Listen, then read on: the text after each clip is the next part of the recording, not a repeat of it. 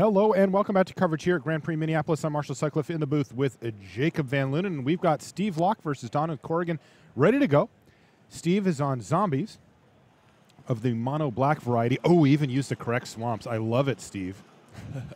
They're beautiful. Yeah, and Donald Corrigan is on black-green constrictor, but as you noted when we were coming into the match here, Jake, he's actually on the energy sub-archetype there. Absolutely. So a very interesting thing that's going on with Donald's list is that he has 3 copies of Blossoming Defense in the main deck. And that's not something we see a lot of. Wow. Blossoming Defense, I think, gets stronger when less people are playing it. Mm-hmm. People don't play around it as much. Oh, it can be such a blowout too, can't it? Yeah, absolutely. And one of the major things that it does for a deck like this is that your opponent is likely going to pass the turn with their instant speed removal because they want to get some type of advantage of, when you're trying to put a +1/+1 counter or more on something. Right. And when they go for that, that's when you really get to punish them because you're not only countering whatever spell they cast that presumably is costing more than 1 mana, right, but you're also adding additional damage to your attack. And it looks like he's got a glint sleeve siphoner to kick things off right away, and that already is going to put some passive pressure here on Steve Locke. As you can see, Donald's up to 3 energy thanks to that attune with Ether, and that means that he can start cashing in cards. Yeah, every turn he's going to take down that energy a little bit, draw an extra card, and that can run away with the game pretty quickly. That's right. You can see the siphoner here. Whenever it enters a battlefield or attacks, you get an energy. So he went from 2 to 3, and he'll even get another energy if he gets a chance to attack with it. And since it's got Menace, it can be a little bit difficult to block if backed up by a removal spell or even a combat trick like we mentioned earlier. So Steve Locke already with a tough decision early. If he's got the removal spell, well, you got to figure he's going to have to fire it off on that siphoner unless he's going to fall pretty far behind. Oh, he doesn't have it. Wow. Or if he does, he decides to be mana efficient and just try to race here, which is a reasonable option as well. It's just risky. Yeah, I mean, it obviously depends on what's in his hand. If his hand is just a chain of lords, then maybe this is the correct line for him, and he wants his opponent to be doing this. But it's quite scary just be passing the turn into that Glint Sleeve Siphoner. The Menace is surprisingly relevant on Glint Sleeve Siphoner. It's a really good card at racing opponents because when they're attacking you with all their creatures and then casting 1, it can attack into that back. So it often forces people to do weird things and jump through hoops if they want to protect something like a Planeswalker. The card actually does attack quite well in addition to being an excellent card advantage engine. There's only about 20 minutes left in our registration for the new Vintage Championship trial. Wow, look at this from Donald. A big turn. He plays a Long Tusk Cub and a Fatal Push to kill the Relentless Dead there as well while he was tapped out. Oh, boy. And when you get to be that efficient with your mana, it's pretty nice. Yeah, it's kind of one of the hallmarks to look for as well from these low-to-the-ground decks. They're both pretty aggressive. Is casting 2 spells in a turn, it's a big deal. Yeah, and whoever gets to that point of casting 2 spells in a turn the fastest will have a big board advantage, and it often takes some type of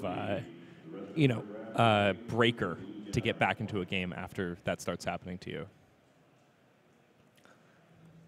We've seen Yahenni's expertise kind of be the play this weekend that has had the biggest effect of helping people get back into games where they've fallen very far behind. Ooh, speak of the devil. This guy does a pretty good job of getting you right back into a game as well. That's Kalitas, Trader of Gat, and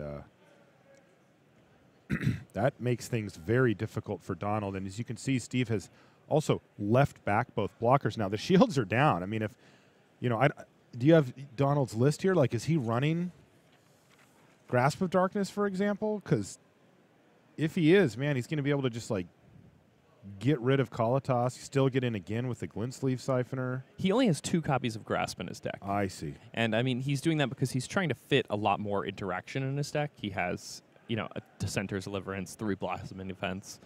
His deck is not quite as good as dealing with a card like Kalitas as many of the other green-black versions are. And it's interesting. I think Donald's version of the deck actually lines up better against a lot of zombie straws, but any zombie straw that involves the Trader of Get is just way worse for him. There's a Walking Ballista, though, for Corrigan, who doesn't seem to have one of his copies. And yes, that has in fact stalled his attack here. And Steve Locke is going to breathe a sigh of relief that he gets a chance to untap with this board. He's got to feel pretty good about himself in his situation here. When you're untapping with Kalidas and you're a deck that has just full of removal spells, you can start getting a lot of advantage with that. It looks here like he actually has Ifnir Dreadlands in hand. Deadlands? Mm-hmm. Yeah, so like if he can just cast that and sacrifice a desert, not even really using a full card, and that'll allow him to kill the Siphoner and really get on the board. But, oh, that's even better. Yeah, here we go. Dark Salvation now for Steve Locke.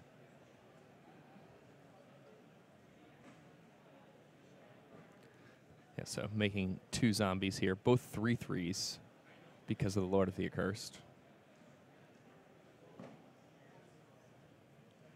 He's going to get an additional zombie thanks to Kalitas.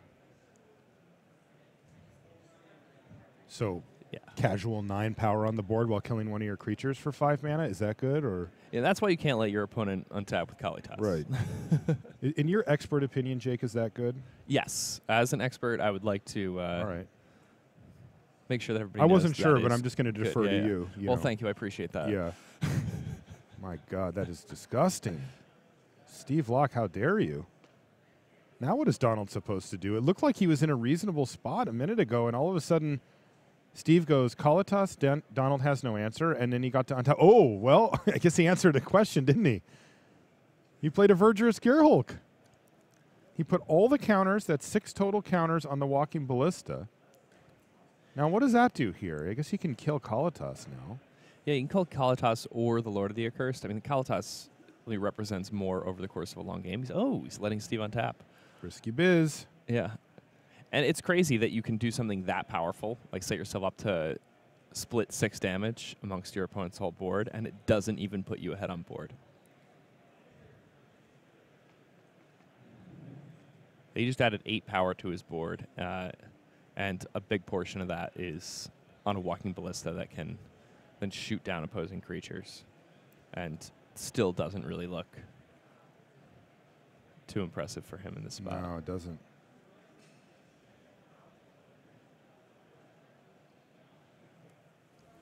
Here's the Ifnir Deadlands that we mentioned a minute ago from Steve.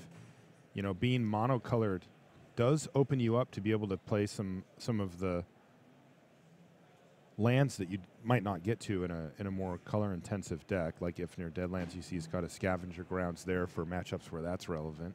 And we've seen quite a few matchups where that is relevant. Mm-hmm. And, you know, in one of our big matches yesterday where people were playing for 9-0, Mono White Eldrazi player was just able to exile his Sultai Reanimator opponent's graveyard repeatedly with his mana. So,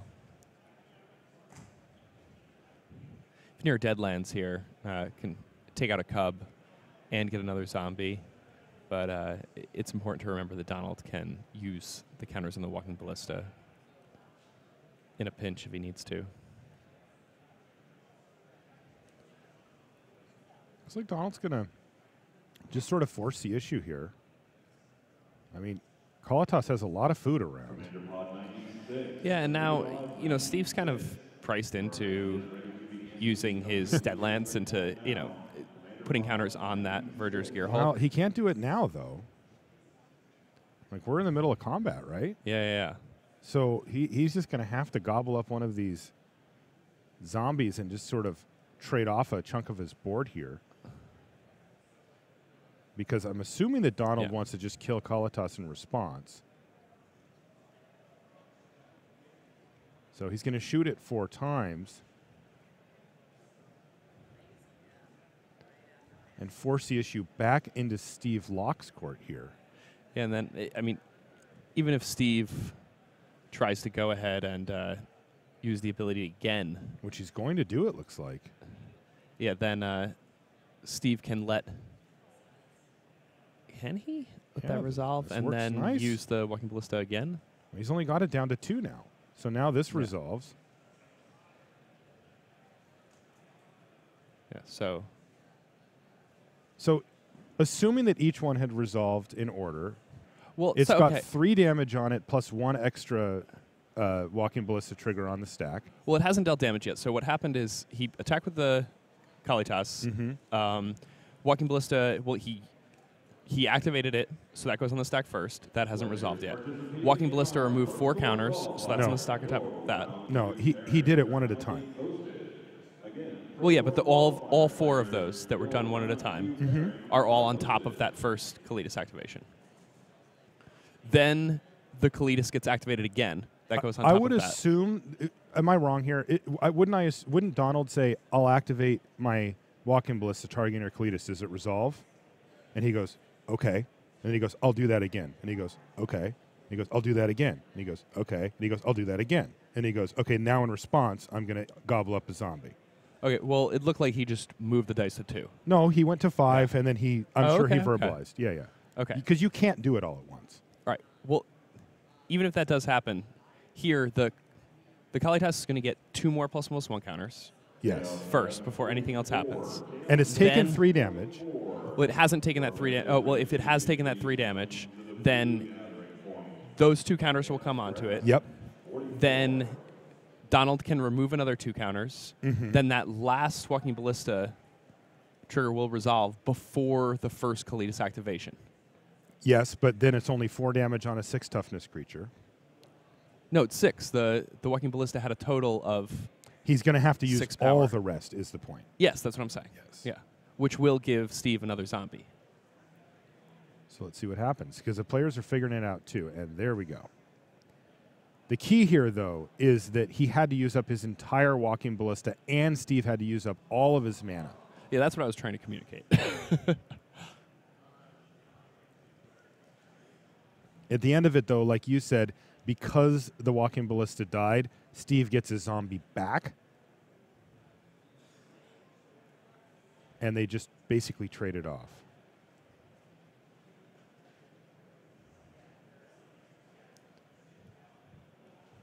And it looks like Donald has a Ethersphere Harvester.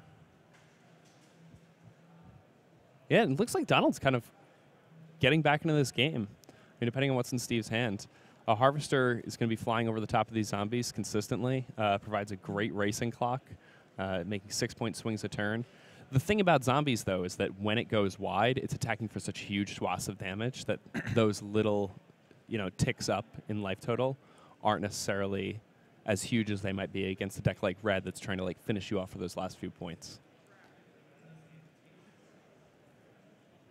Cryptbreaker, though, for Steve Locke could represent a nice little card advantage engine for him, as he's sitting at 18 life here. We're going to see him use, well, I think there we go. He used his If Near Deadlands. He sacrificed the Scavenger Grounds, which you can sack any desert to the Deadlands, but he wanted to make sure that Glint Sleeve Siphoner was gone before Donald's upkeep there. Yeah, preventing Donald from drawing that extra card is obviously quite important.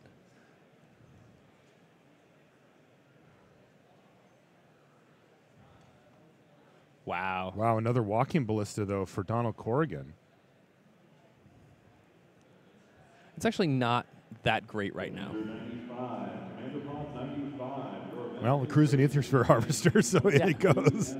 And in that sense, it's, the fact that it's going to get to kill this Cryptbreaker while also crewing the Harvester is a decent setup for him. Yeah, he's going to have to use a couple of counters to do it. And Steve will draw a card in response. But Cryptbreaker down. So that was really important, though, from Donald's perspective, right? Because if Steve gets to go draw a card, untap, it's just like, oh, no. We've seen how much that can just spiral out of control. Yeah, and Donald can't really be attacking on the ground right now because Steve's blocks are pretty well set up. So he's only pressuring him in the air, and if he's only attacking for 3 a turn, then Steve can draw a lot of cards to that Cryptbreaker before he really needs to force an issue.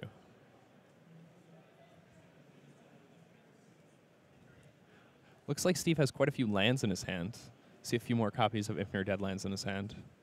You know, he might be able to use this to just sort of steadily pick apart the board. And we mentioned this earlier, but Steve could actually get additional value off of those by waiting for a Constrictor to come down. All right, well, he's going to just use one of them up right away to make sure that the Walking Ballista doesn't get out of hand. as you see that Donald Corrigan does have quite a few lands on the battlefield here and was going to be able potentially to start putting multiple counters per turn on that ballista. It could gets out of control pretty quickly. So it looks like Donald drew Colossus of his own here. Colossus is actually not quite as strong as in Donald's deck as it is in a lot of the other versions of Black-Green or in Zombies, because Donald is not playing as much spot removal as those versions of the deck. It is worth noting, though, against red decks, Colossus is probably better in Donald's deck than it is in other Black-Green decks or in Zombies, because he's able to protect it with his Blossoming Defense, which, you know, being able to protect a lifelink creature in those matchups is incredibly important. And a lot of the time your opponent tries to make it unable to block by attacking with all their guys and using On-Crop Crasher, and then you make it a 5-power hexproof creature, and suddenly it can block, and it gains you 5 and gobbles up something big. It's just great in those red matchups when you're playing a card like Blossoming Defense. Well, that Aethersphere Harvester, he gets to keep chipping away in the air. It's got Steve down to 10. But there's Grasp of Darkness. Steve seems to have the answer still. Oh, boy. Wow. Diagraph Colossus also. So what is he going to get here? 3 counters? 4 counters? 2 counters. All right. Oh, but he's got a zombie, too, so he's going to get double zombies. Dread Wanderer is going to bring a friend along. And there's that Diagraph Colossus. Really one of the great late-game cards, if you will. I'm not talking about actual late game, but yes, you know, yes. mid to late for these mono black zombies decks. This Diagraph Colossus can do serious work for it. Yeah, yesterday we saw one that was a 9/9, I believe. Yeah, I think we did. Yeah, it had 6 or 7 counters on it. And of course, whenever it shows up, zombies just start sprouting out of the ground. Yeah. Can't keep up with the thing. It can get really hard to get back into a game when you don't have sweepers. Well, Steve Locke has flooded out a little bit here, but he does have 2 more copies of If You're Deadlands that help mitigate that a little bit. Yeah, that's one of the great parts about these deserts, and I think that's one of the things that is really great about design more recently is they've found ways to make flood less of a problem with mechanics like Embalm, Eternalize, and the deserts. Yeah, they've really, especially out of Amonkhet block, you've seen a lot. You know, even Aftermath cards do a similar effect where it gives you something to do later. Yeah, I feel like that improves gameplay for everybody. Yeah, I think so too. Even cycling, you know, helps with that a little bit.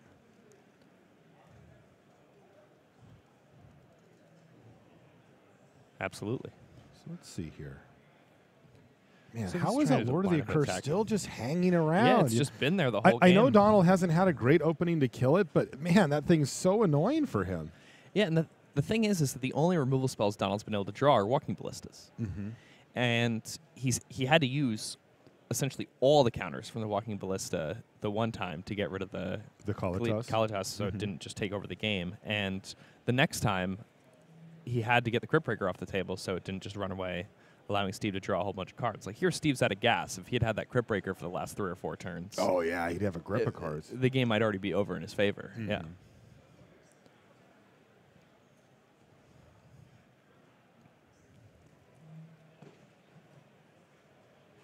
There are some Hissing Quagmires on Donald's side of the board, and those could end up being relevant depending on how Steve chooses to attack here. I believe he used the activation on his Lord of the Accursed to give his zombies menace. It does look like that. And this really is his option. I mean, that Verger Scarehook has done a really noble job of kind of holding back the army, but thanks to Menace, that won't be able to happen here. It looks like he's left back the Dread Wanderer on blocks. There's a Hissing Quagmire, though, for Donald. There's actually 2. Yeah. Does he want to activate the other one as well? I guess it doesn't do anything. They all have Menace anyway, so having a 3rd blocker doesn't really help. He just needs to double block something. Still, it takes 9 here? Doesn't feel like Steve's in a win-me position, though, does it? With 1 energy Yeah, left. I mean, he's getting in for 9 here, so Okay. he gets Donald down to 15. Yeah. He gets to take out the Gear Hulk, Yeah. and then Donald gets to get in with the Aethersphere Harvester, knock Steve down to 4, go up to 18. yeah, and Well, yeah, it looks like Donald might be in He's the like winning racing slightly ahead, situation. yeah, but not by a lot. It's really close. I think like a good draw step from either player could swing this game in another direction. This is a really close game right now.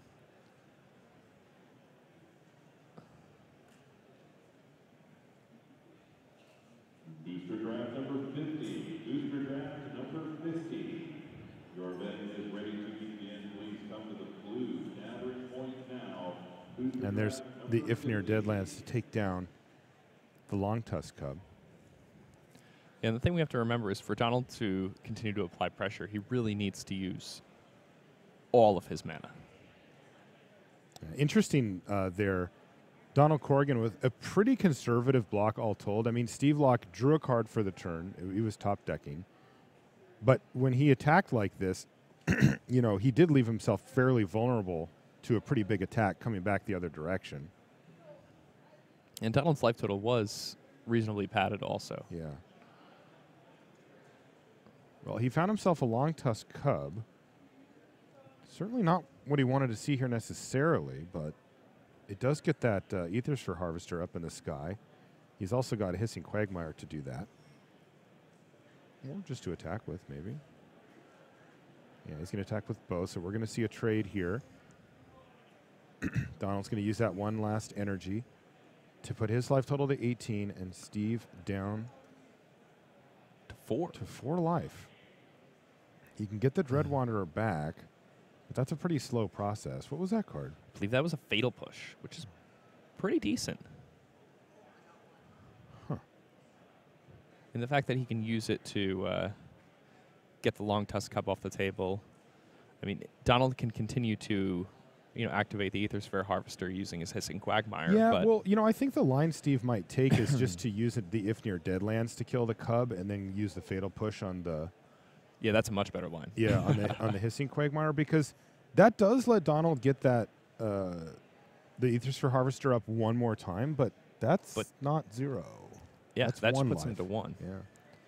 And in the meantime, seems like he'll he's have... jamming. All right, That's woof. 11 points. Yeah. Yeah, and with this setup here, Donald only has an attack down to 1. And he's facing lethal. Did Steve actually find it? So Donald has a pretty strong out here, though, in Blossoming Defense, for what it's worth. Oh, you're right. Yeah, we've been talking about it a lot, and What did he draw? I don't know. Ether Hub? That'd be pretty bad. It's an Ether Hub. That does let him get energy. Oh, yeah, I guess it life links him up a bit, but that's Oh, he still not didn't good play enough. it. It wouldn't be good enough anyway, would it? Yeah. Wow, Steve Locke is actually going to win this game. Yeah. That was impressive. That Lord of the Accursed went the distance, man. That thing came Yeah. down on turn 3 and has just been standing there in the desert leading the zombie horde ever since. It's done a lot this game. Wow. It prevented I'm Donald impressed. from attacking with his 4/4s on a lot of key turns.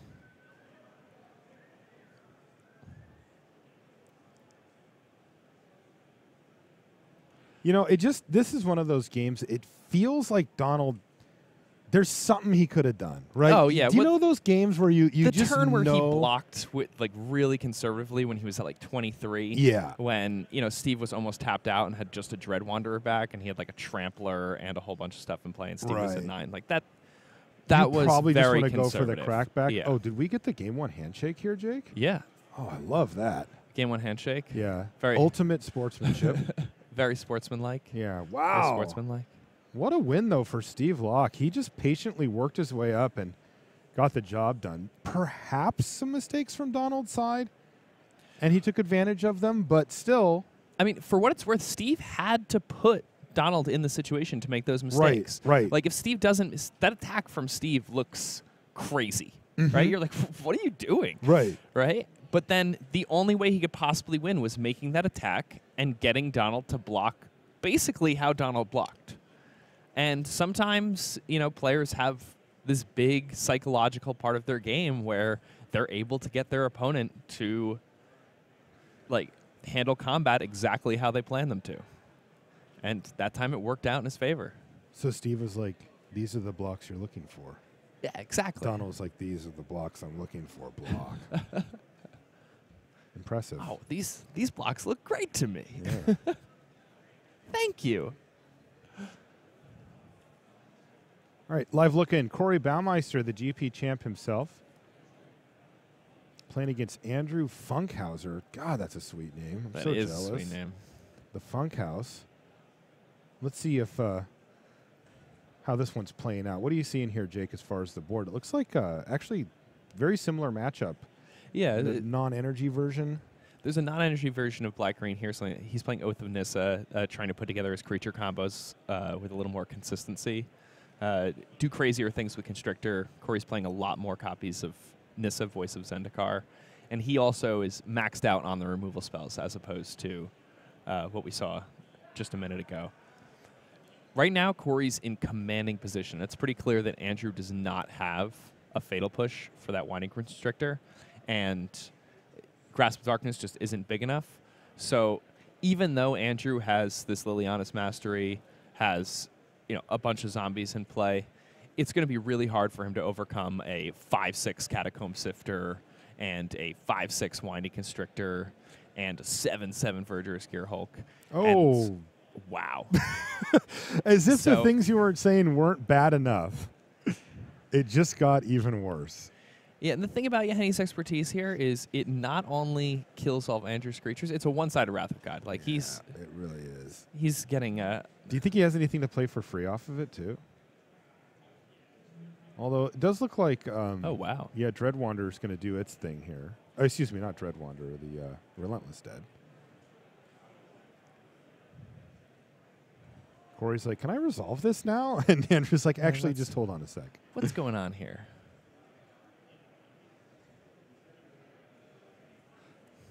Yes, so right now they're trying to figure out what's going on with this Relentless Dead trigger.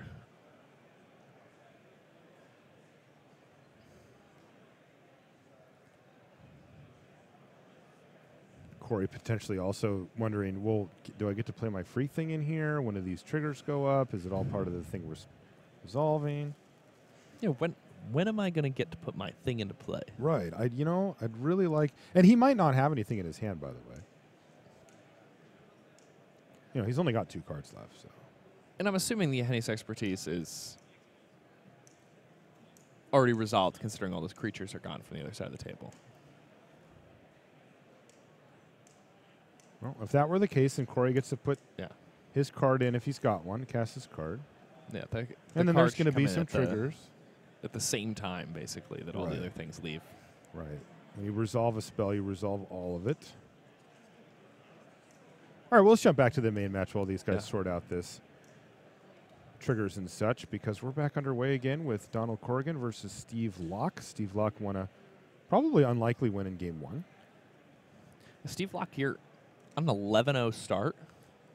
He has yet to lose. It is impressive, for sure.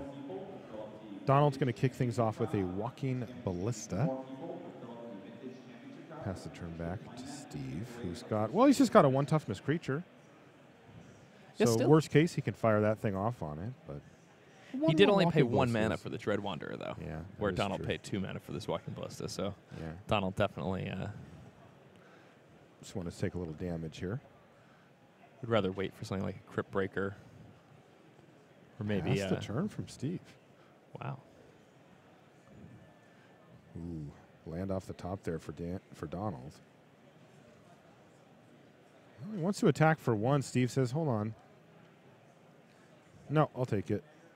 And Steve certainly has options in his hand, because I saw at least Relentless Dead. But he may be, saving that for when he has mana available.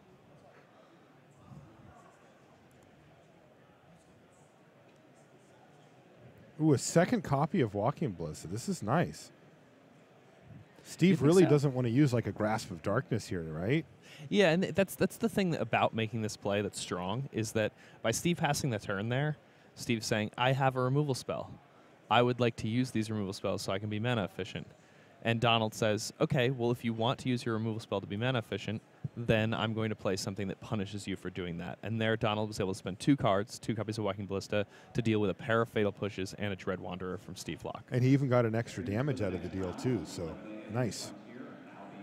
Yeah, I like that play from Donald a lot, not really letting Steve get his key cards. I mean, yes, the Walking Ballistas matter, but there he was able to mitigate the cheap removal there from Steve in an impressive way. Land go, though. Relentless Dead on the battlefield. By the way, Corey Baumeister, he did win that game. I would assume they got the whole trigger thing sorted out, and then he Yeah. went attack you with all of these. And the game ended.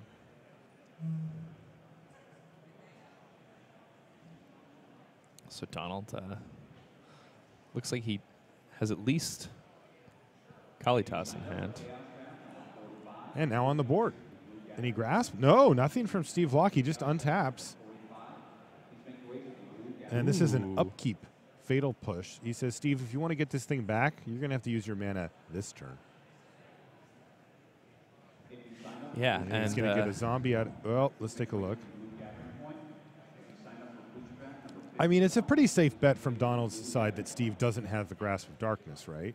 absolutely. And that's Okay, one of well, the reasons why I like this a lot. It's just going to get exiled anyway then, so. I guess just may as well do it on his turn. All right. Draw step there for Steve Locke. Well, he wants to do it there because he knows, okay, so Steve doesn't have a grasp for my Kalitas because he would have used it on my end step. Right. But if I use my Fatal Push right now on this Relentless Dead, then I guarantee that I'm exiling it because he doesn't have the removal spell for my Kalitas. And then I get this 2/2 no matter what. So, yeah, he puts shields down a little bit by not having Blossoming Defense up. By the way, that's never to take down Kalitas, but he already did his work, leaving behind the zombie. Yeah. Donald probably not thrilled with his line there now that all is played out because he did have the Blossoming Defense in hand and he would have been able to protect his big legend.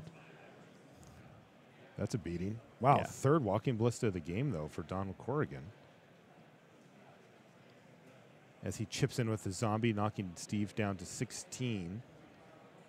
And what is Steve going to do here?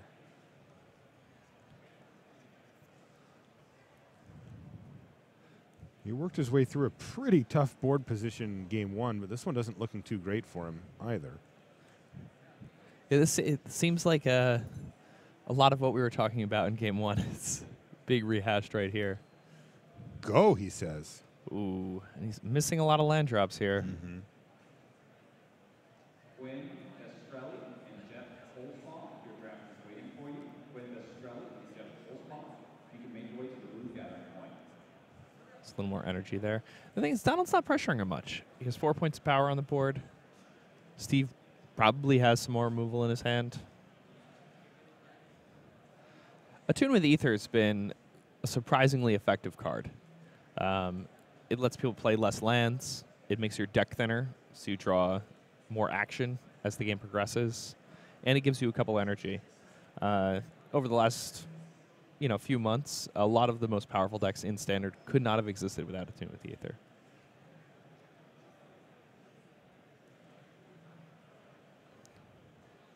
Yeah, so Donald going to continue getting in here for 4. It's a 4-turn clock. Well, he's going to go for a Walking Ballista counter. Oh, but there's that blowout that you talked about, Jake. Look at that. Yeah. Blossoming Defense to save it means he's going to get that third counter, and he's going to jam for 5. And that's a big swing. So now Steve's all the way down to 9 here. Man, you talked about this when we started it, that people aren't playing around it, and holy smokes, what a beating. Like, that might have just been the game for Donald. Yeah, and that's one of the reasons why this card is so strong when you're playing it alongside things like Walking Ballista and just Winding Constrictor things in general. You get to blow them out. They're trying to use their removal at instant speed, and you can punish them hard for it.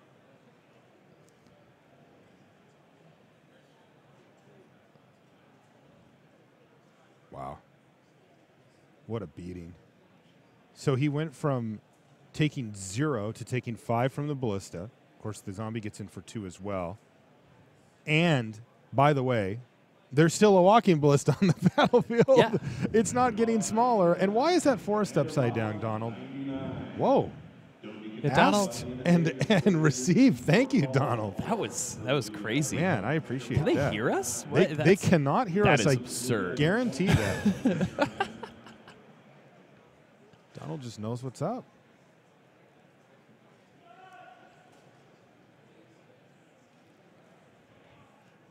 Yeah, And and he's got him down to effectively 1 here.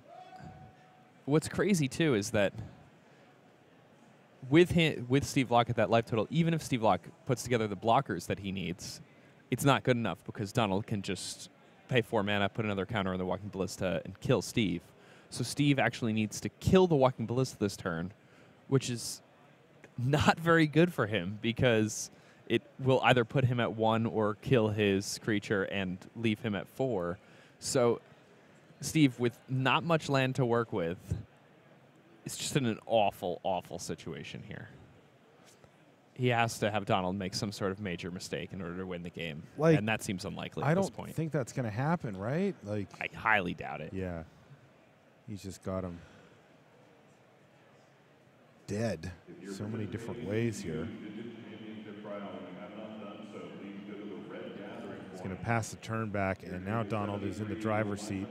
He does get to untap his Walking Ballista, but in the meantime, he's just going to throw a counter on it. Yeah. Doesn't even bother untapping it, and he's just going to unload all 5 of them, and Steve says, "You got me." Well, that was a convincing victory there for Corrigan, really utilizing that hidden power there from the Blossoming Defense, Jake. It was really impressive. That Yeah. turned the game for him. Absolutely. And Blossoming Defense, in addition to allowing you to get in for these big chunks of damage, one thing that's nice about that card in the black-green decks that exist now is that with Walking Ballista, those decks have reach, which is something we just saw there. And that's not something that black-green decks in general have had over the years. When they've been aggressive, they've really needed to rely on the opponent not developing their board in order for them to win games.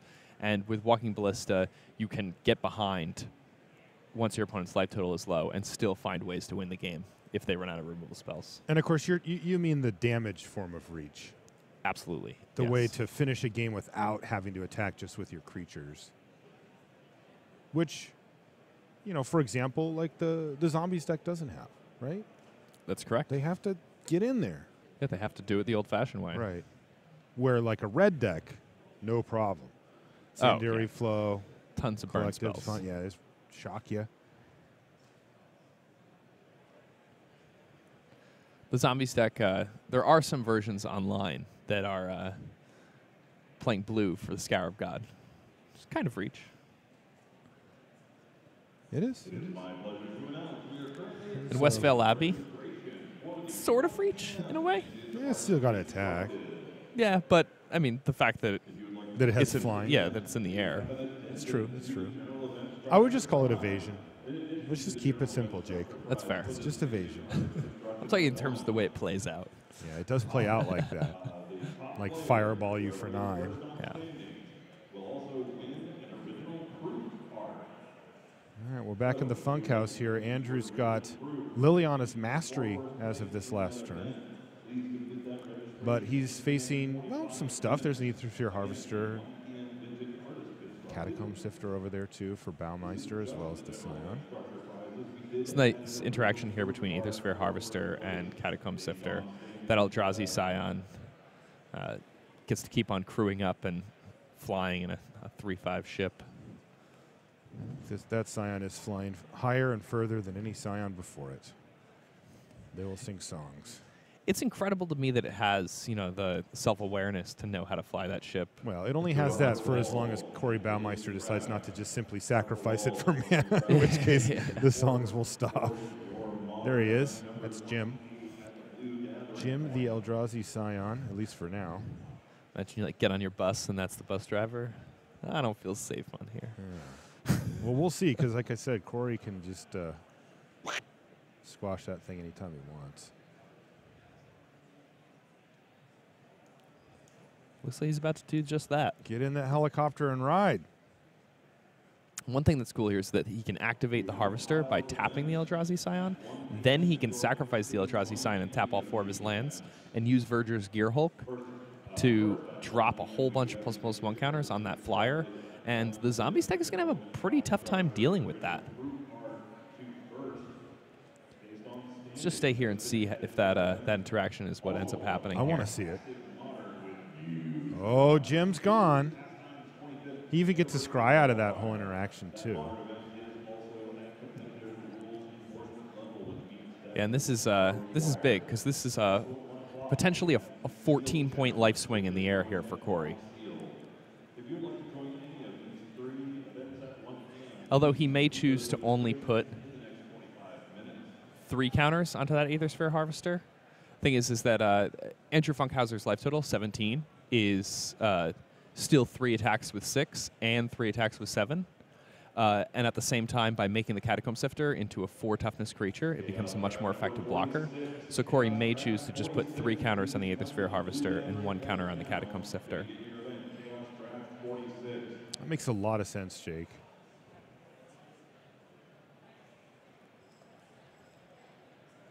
Going for all 4 on the Harvester, though, very reasonable. I mean, he's going to get a 14-point life swing out of the Harvester by itself if he does it like this. Jeez. It's a pretty big swing, isn't it? Against a fairly aggressive deck. Yeah, Corey's just all in. He's like, whatever, man. I'm in there. Yeah, now, 23 to 10. That's our new set of life totals. It's not bad for Andrew. Ooh, he's got a little vehicle action of his own in hand, though. He's got a Sky Sovereign. Ooh. Start squashing some Catacomb Sifters. Though, unfortunately for him, it actually just doesn't kill the Gear Hulk, and it certainly doesn't interact with the Aethersphere Harvester. So it's not, it's solid. The card's rarely bad, but that doesn't really solve the problems that he's facing here. Yeah, and one thing that's really, really interesting here is that, normally the Sky Sovereign would at least be able to block and trade with the Harvester, but the Harvester has grown so unbelievably large that it can't even do that right now. What is it, a 7/9? Yeah, it's a 7/9. It's a big... Who's the big boat now? Big Harvester.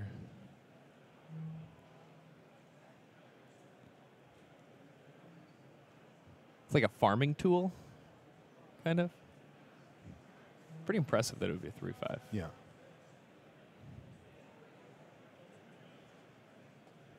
Can't quite see Corey's energy counter. I think he's out.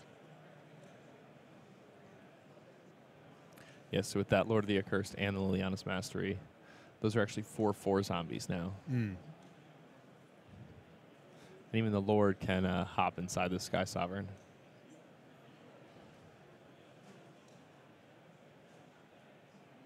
And if Corey has another way to produce energy, this is going to be so hard to race for Andrew, no matter what he's able to come up with. Okay, well, let's let these guys finish this one up because they're playing a little slowly, and our main match did get going again. So let's pop in back over there and see how this one is playing out. Looks like not a whole lot going on just yet, but the players seem to have traded off significant amount of resources here. Liliana, the Last Hope, looks like it kind of destroyed Steve's board with a pair of Dread Wanderers in the yard, and then looks like removal spells traded across. And the Relentless Dead is the last zombie standing. Yeah, and Liliana picking off a pair of Dread Wanderers is kind of gross. Definitely. There may have also been a fatal push involved, but... There's never to kill Liliana and get in for 2. So Steve looks like he's in a good spot. If he can empty out his hand, he can start buying back those Dread Wanderers and really keep the pressure up. He's got Ifnir Deadlands in hand, and he's going to go ahead and play it. So next turn, he can get back the other Dread Wanderer as well. Or use the Ifnir Deadlands, perhaps. Well, there's Grasp now that he's tapped out. But no play from Donald. And this one's going to be over very quickly, Jake. Yeah, he's just going to continue to apply pressure here, and now he has a removal spell in hand to back it up too. Donald having trouble finding the lands that he needs. Taking a look at what's in Donald's graveyard. Attention Grand Prix players, that is time in the round. 2-turn clock here with the Dread Wanderers. In the 5-turn extension, that is time in the round. He's passed the turn back to Donald, who needs some action. He does find a land. That's good news. He was stuck on lands. Glint Sleeve Siphoner is a fine card, but it doesn't really look like it's what he needs here. It may actually be on chump block duty with a Dread Wanderer, and that's never, ever where you want to be. Ugh. If Steve has a removal spell here, he might walk into a Blossoming Defense, but even then it's not the end of the world. Yeah, so he's actually just going to attack with both.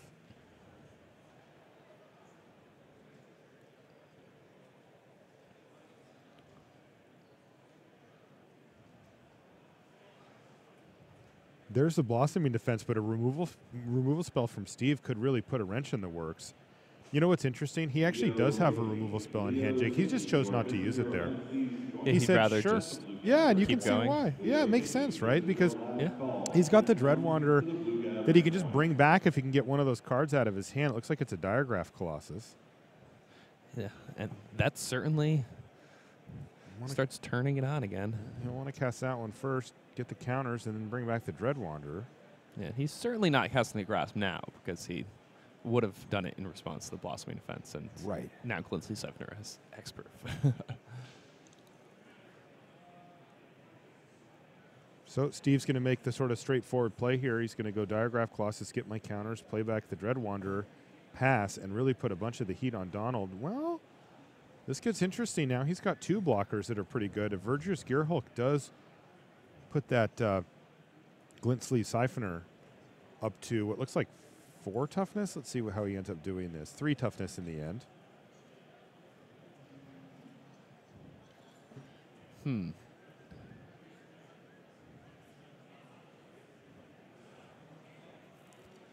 Now, if you're Steve, do you just attack with everything? That's a good question. It's hard. I mean, we know he has 1 Grasp in hand. Oh boy, another Diagraph Colossus too. Wow. And that's going to get him a zombie from the other Diagraph Colossus. And man, if he casts any more zombies, forget about it. And then he's running away with this one. Now he might not want to do anything. You know, his top of his library is much better.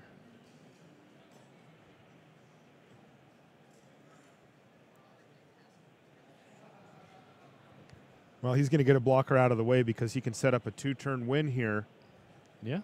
Gets Donald down to 2, leaving him with just 1 blocker, and he's got 4 lethal attackers. Oh, no, Donald saw an extra card there, too, but I don't think it's going to matter. Yeah, he may just be conceding. He's going to need He mentioned it to the judge. multiple creatures. If it's only 2 creatures, then neither of them can die to if near dead lands. Or he's going to need a creature that can't die to if near dead lands and a removal spell in order to survive.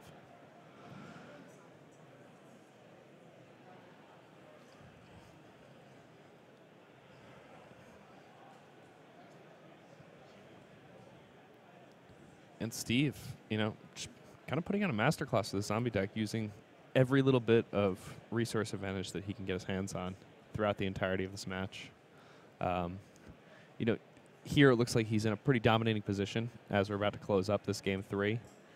But we have to hark back to game 1 when Steve had almost no way to win and found the only way to do it. Your event is ready to begin. Please come to the blue gathering point now. Booster draft 50. Some things need to go right for you if you're going to be 12-0 to start off a GP here. And, I mean, this is probably just putting Steve into the top 8. Yeah. He's 12-0 with 3 more rounds. He's got to find a draw in there probably, but, like, that shouldn't be hard. Yeah, I mean, he get a couple draws even, and then he's golden. Wow, great stuff from Steve Locke. 12-0 with Mono Black Zombies here in Minnesota. We'll be back with more Magic after these messages.